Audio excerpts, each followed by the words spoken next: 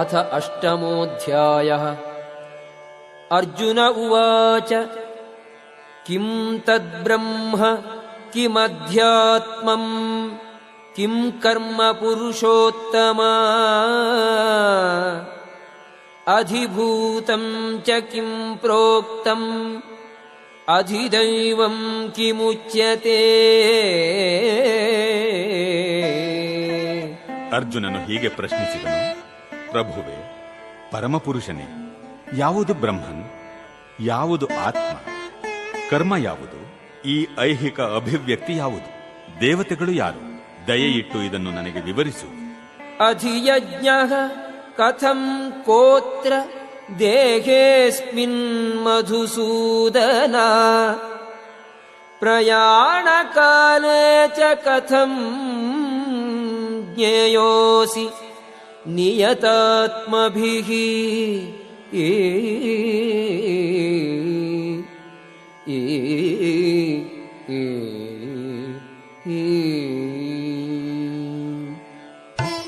ಮಧುಸೂದನನೇ, ಯಜ್ಞದ ಪ್ರಭುವು ಯಾರು? ಅವನು ದೇಹದಲ್ಲಿ ವಾಸಿಸುವುದು ಹೇಗೆ?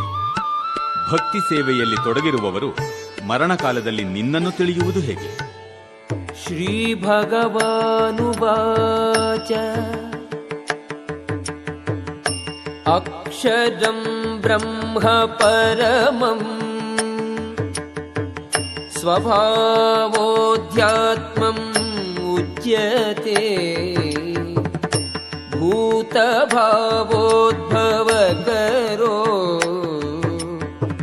ವಿಸರ್ಗಃ ಕರ್ಮ ಸಂಜ್ಞಿತಃ. ದೇವೋತ್ತಮ ಪರಮಪುರುಷನು ಹೀಗೆ ಹೇಳಿದನು, ಅವಿನಾಶಿಯಾದ ದಿವ್ಯ ಜೀವಿಗೆ ಬ್ರಹ್ಮನ್ ಎಂದು ಹೆಸರು.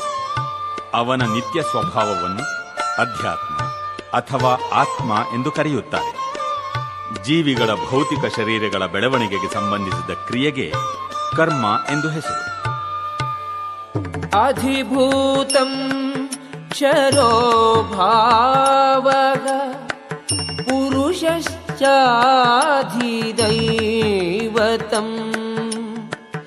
ಅಧಿಯಜ್ಞೋಹಂ ಏವಾತ್ರ ದೇಹೇ ದೇಹಭೃತಾಂಬರ. ಶರೀರಧಾರಿಗಳಲ್ಲಿ ಅತ್ಯಂತ ಶ್ರೇಷ್ಠನಾದ ಅರ್ಜುನನೇ, ಸದಾ ಬದಲಾಗುತ್ತಿರುವ ಭೌತಿಕ ಪ್ರಕೃತಿಗೆ ಅಧಿಭೂತ ಎಂದು ಹೆಸರು. ಸೂರ್ಯ ಚಂದ್ರರಂತಹ ದೇವತೆಗಳನ್ನು ಒಳಗೊಳ್ಳುವ ಭಗವಂತನ ವಿರಾಟ್ ರೂಪಕ್ಕೆ ಅಧಿದೈವ ಎಂದು ಹೆಸರು. ಎಲ್ಲ ಶರೀರಧಾರಿಗಳ ಹೃದಯಗಳಲ್ಲಿ ಪರಮಾತ್ಮನಿಂದ ಪ್ರತಿನಿಧಿತನಾದ ನನಗೆ, ಪರಮ ಪ್ರಭುವಿಗೆ ಅಧಿಯಜ್ಞ, ಯಜ್ಞದ ಪ್ರಭು ಎಂದು ಹೆಸರು. ಅಂತಕಾಲೇ ಚ ಮಾಮೇವ ಸ್ಮರನ್ ಮುಕ್ತ್ವಾ ಕಲೇವರಂ ಯಃ ಪ್ರಯಾತಿ ಸ ಮದ್ಭಾವಂ ಯಾತಿ ನಾಸ್ತ್ಯತ್ರ ಸಂಶಯಃ. ಅಂತ್ಯಕಾಲದಲ್ಲಿ ನನ್ನನ್ನು ಸ್ಮರಿಸುತ್ತಾ ಯಾವನು ದೇಹವನ್ನು ಬಿಡುವನೋ ಅವನು ಕೂಡಲೇ ನನ್ನ ಸ್ವಭಾವವನ್ನು ಹೊಂದುತ್ತಾನೆ, ಇದರಲ್ಲಿ ಸಂಶಯವೇ ಇಲ್ಲ. ಯಂ ಯಂ ವಾಪಿ ಸ್ಮರನ್ ಭಾವಂ ತ್ಯಜತ್ಯಂತೆ ಕಲೇವರಂ ತಂ ತಮೇವೈತಿ ಕೌಂತೇಯ ಸದಾ ತದ್ಭಾವ ಭಾವಿತಗ. ಕೌಂತೇಯ, ವ್ಯಕ್ತಿಯು ತನ್ನ ದೇಹವನ್ನು ಬಿಡುವಾಗ ಯಾವ ಭಾವವನ್ನು ಸ್ಮರಿಸುವನೋ ಅದೇ ಭಾವವನ್ನು ನಿಶ್ಚಯವಾಗಿಯೂ ಪಡೆಯುವನು. ತಸ್ಮಾತ್ ಸರ್ವೇಷು ಕಾಲೇಷು ಮಾಮನುಸ್ಮರ ಯುಧ್ಯಜ ಮಯ್ಯರ್ಪಿತ ಮನೋ ಬುದ್ಧಿಃ ಮಾಮೇ ವೈಷ್ಯಸಿ ಅಸಂಶಯಂ. ಆದುದರಿಂದ ಅರ್ಜುನನೇ, ನೀನು ಯಾವಾಗಲೂ ನನ್ನನ್ನು ಕೃಷ್ಣನ ರೂಪದಲ್ಲಿ ಸ್ಮರಿಸುತ್ತಿರಬೇಕು. ಅದೇ ಕಾಲದಲ್ಲಿ ಯುದ್ಧ ಮಾಡುವ ನಿನ್ನ ವಿಧಿತ ಕರ್ತವ್ಯವನ್ನು ಮಾಡಬೇಕು. ನಿನ್ನ ಚಟುವಟಿಕೆಗಳನ್ನು ನನಗೆ ಅರ್ಪಿಸಿ ನಿನ್ನ ಮನಸ್ಸು ಮತ್ತು ಬುದ್ಧಿಶಕ್ತಿಗಳನ್ನು ನನ್ನಲ್ಲಿ ನೆಲೆಸಿದ್ದರೆ ನಿಸ್ಸಂಶಯವಾಗಿಯೂ ನೀನು ನನ್ನನ್ನೇ ಹೊಂದುವೆ. ಅಭ್ಯಾಸ ಯೋಗಯುಕ್ತೇನ ಚೇತಸಾ ನಾನ್ಯಗಾಮಿನ ಪರಮಂ ಪುರುಷಂ ದಿವ್ಯಂ ಯಾತಿ ಪಾರ್ಥಾನುಚಿಂತಯನ್. ಪ್ರಾರ್ಥನೆ. ದೇವೋತ್ತಮ ಪರಮ ಪುರುಷನಂತೆ ನನ್ನನ್ನು ಯಾರು ಧ್ಯಾನಿಸುತ್ತಾರೋ, ಬೇರೆ ಯಾವ ಕಡೆಗೂ ಮನಸ್ಸು ಚಲಿಸದಂತೆ ಯಾರ ಮನಸ್ಸು ಸದಾ ನನ್ನಲ್ಲಿ ತನ್ಮಯವಾಗಿರುವುದೋ ಅವನು ಖಂಡಿತವಾಗಿಯೂ ನನ್ನ ಬಳಿಗೆ ಬರುವನು. ಕವಿಂ ಪುರಾಣಂ ಅನುಶಾಸಿತಾರಂ ಅಣೋರಣೀಯಾಂಸಂ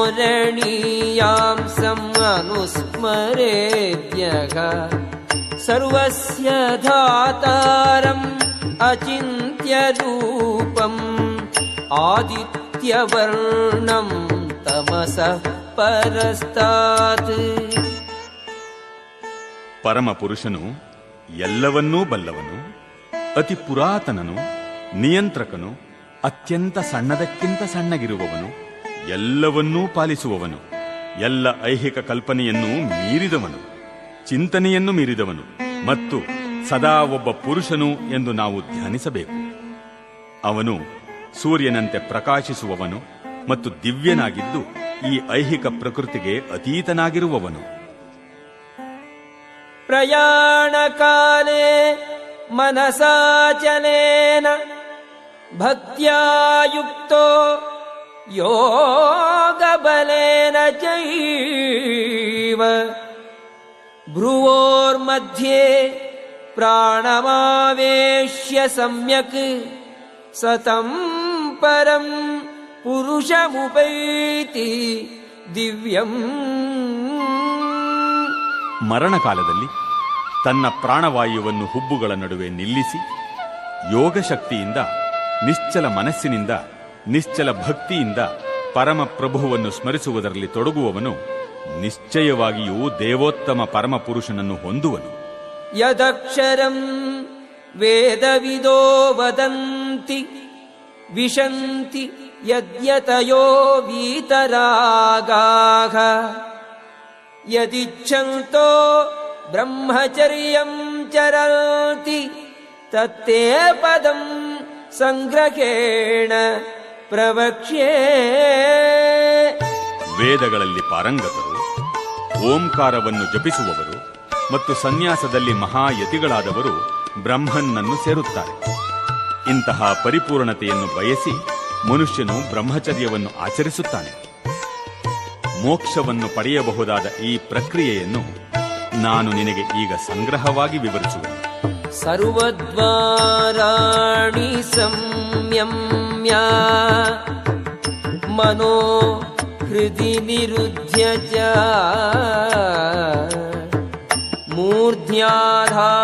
ಮೂರ್ಧ್ಯಾಧಾಯಾತ್ಮನಃ ಪ್ರಾಣಂ ಆಸ್ಥಿತೋ ಯೋಗಧಾರಣಾಂ. ಎಲ್ಲ ಇಂದ್ರಿಯಗಳ ಚಟುವಟಿಕೆಗಳ ವಿಷಯದಲ್ಲಿ ನಿರ್ಲಿಪ್ತನಾಗಿರುವುದೇ ಯೋಗ ಸ್ಥಿತಿ. ಎಲ್ಲ ಇಂದ್ರಿಯ ದ್ವಾರಗಳನ್ನು ಮುಚ್ಚಿ ಮನಸ್ಸನ್ನು ಹೃದಯದಲ್ಲಿ ನಿಲ್ಲಿಸಿ ಪ್ರಾಣವಾಯುವನ್ನು ಶಿರಸ್ಸಿನಲ್ಲಿ ನಿಲ್ಲಿಸಿ ಮನುಷ್ಯನು ಯೋಗಧಾರಣೆ ಮಾಡುತ್ತಾನೆ. ಓಮಿತ್ಯೇಕಾಕ್ಷರಂ ಬ್ರಹ್ಮ ವ್ಯಾಹರನ್ ಮಾಂ ಅನುಸ್ಮರನ್ ಯಃ ಪ್ರಯಾತಿ ತ್ಯಜನ್ ದೇಹಂ ಸ ಯಾತಿ ಪರಮಾಂ ಗತಿಂ. ಈ ಯೋಗಧಾರಣೆಯ ಸ್ಥಿತಿಯನ್ನು ಸಾಧಿಸಿ ವರ್ಣಗಳ ಪರಮ ಸಂಯೋಜನೆಯಾದ ಓಂ ಎಂಬ ಅಕ್ಷರವನ್ನು ಉಚ್ಚರಿಸುತ್ತಾ ದೇವೋತ್ತಮ ಪರಮ ಪುರುಷನನ್ನು ಕುರಿತು ಧ್ಯಾನಿಸುತ್ತಾ ದೇಹವನ್ನು ಬಿಟ್ಟವನು ನಿಶ್ಚಯವಾಗಿಯೂ ಆಧ್ಯಾತ್ಮಿಕ ಲೋಕಗಳನ್ನು ಹೊಂದುವನು. ಅನನ್ಯಚೇತಾಃ ಸತತಂ ಯೋ ಮಾಂ ಸ್ಮರತಿ ನಿತ್ಯಶಃ ತಸ್ಯಾಹಂ ಸುಲಭಃ ಪಾರ್ಥ ನಿತ್ಯಯುಕ್ತಸ್ಯ ಯೋಗಿನಃ. ಪಾರ್ಥ, ಅನನ್ಯ ಚಿತ್ತನಾಗಿ ಸದಾ ನನ್ನನ್ನು ಸ್ಮರಿಸುವವನಿಗೆ ನಾನು ಸುಲಭವಾಗಿ ಲಭ್ಯನು. ಭಕ್ತಿ ಸೇವೆಯಲ್ಲಿ ಅವನು ಸದಾ ನಿರತನಾಗಿರುವುದೇ ಇದಕ್ಕೆ ಕಾರಣ. ಮಾಮುಪೇತ್ಯ ಪುನರ್ಜನ್ಮ ದುಃಖಾಲಯಂ ಅಶಾಶ್ವತಂ ನಾಪ್ನುವಂತಿ ಮಹಾತ್ಮಾನಃ ಸಂಸಿದ್ಧಿಂ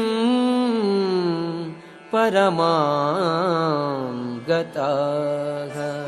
ಭಕ್ತಿಪೂರ್ವಕ ಯೋಗಿಗಳಾದ ಮಹಾತ್ಮರು ನನ್ನನ್ನು ಸೇರಿದ ಮೇಲೆ ದುಃಖಗಳ ತವರಾದ ಈ ಅಶಾಶ್ವತ ಪ್ರಪಂಚಕ್ಕೆ ಹಿಂದಿರುಗುವುದಿಲ್ಲ.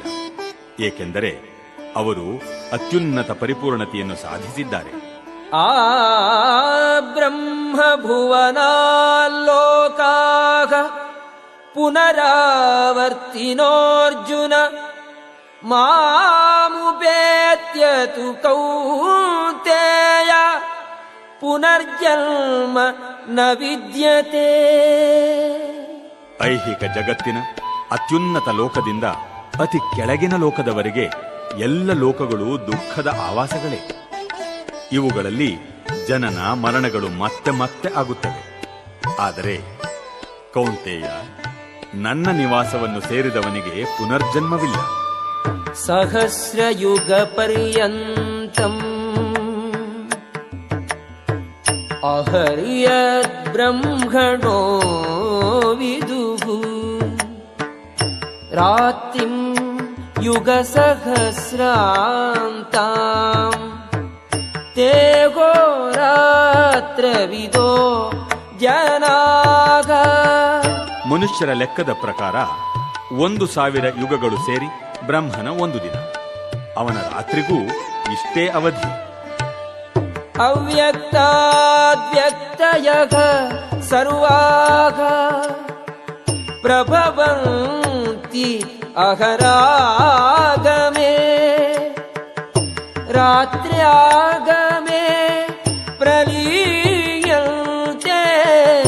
ತತ್ರೈವ ವ್ಯಕ್ತ ಸಂಜ್ಞಕೆ. ಬ್ರಹ್ಮನ ಹಗಲಿನ ಪ್ರಾರಂಭದಲ್ಲಿ ಎಲ್ಲ ಜೀವಿಗಳು ಅವ್ಯಕ್ತ ಸ್ಥಿತಿಯಿಂದ ಅಭಿವ್ಯಕ್ತಿ ಪಡೆಯುತ್ತಾರೆ. ಅನಂತರ ರಾತ್ರಿಯಾದಾಗ ಅವರು ಮತ್ತೆ ಅವ್ಯಕ್ತದಲ್ಲಿ ಲೀನವಾಗುತ್ತಾರೆ.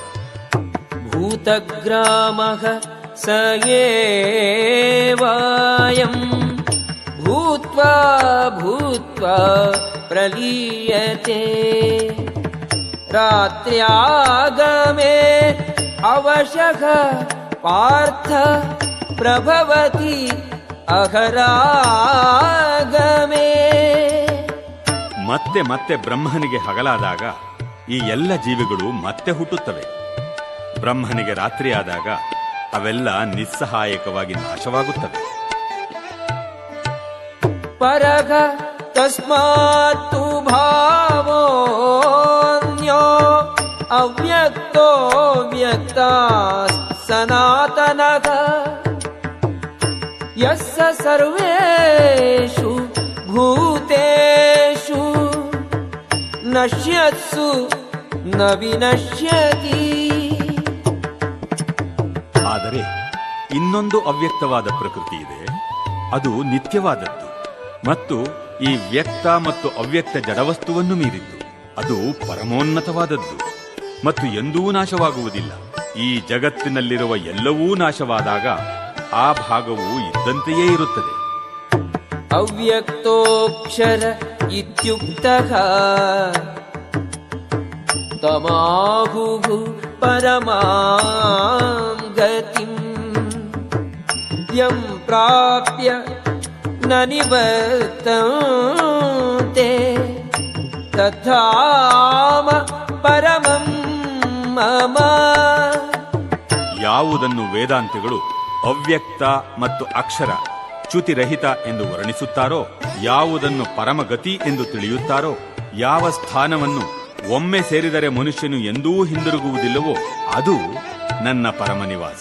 ಪುರುಷಃ ಸಪರಃ ಪಾರ್ಥ ಭಕ್ತ್ಯಾ ಲಭ್ಯಃ ತ್ವನನ್ಯಯಾ ಯಸ್ಯಾಂತಸ್ಥಾನಿ ಭೂತಾನಿ ಯೇನ ಸರ್ವಂ ಇದಂ ತತಂ. ಪಾರ್ಥನೆ, ಎಲ್ಲಕ್ಕಿಂತ ಶ್ರೇಷ್ಠನಾದ ದೇವೋತ್ತಮ ಪುರುಷನನ್ನು ಪರಿಶುದ್ಧ ಭಕ್ತಿಯಿಂದ ಸೇರಬಹುದು.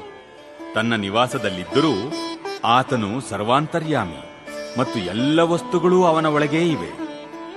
ಯತ್ರ ಕಾಲೇ ತ್ವನಾವೃತ್ತಿಂ ಆವೃತ್ತಿಂ ಚೈವ ಯೋಗಿನಃ ಪ್ರಯಾತ ಯಾಂತಿ ತಂ ಕಾಲಂ ವಕ್ಷ್ಯಾಮಿ ಭರತರ್ಷಭ.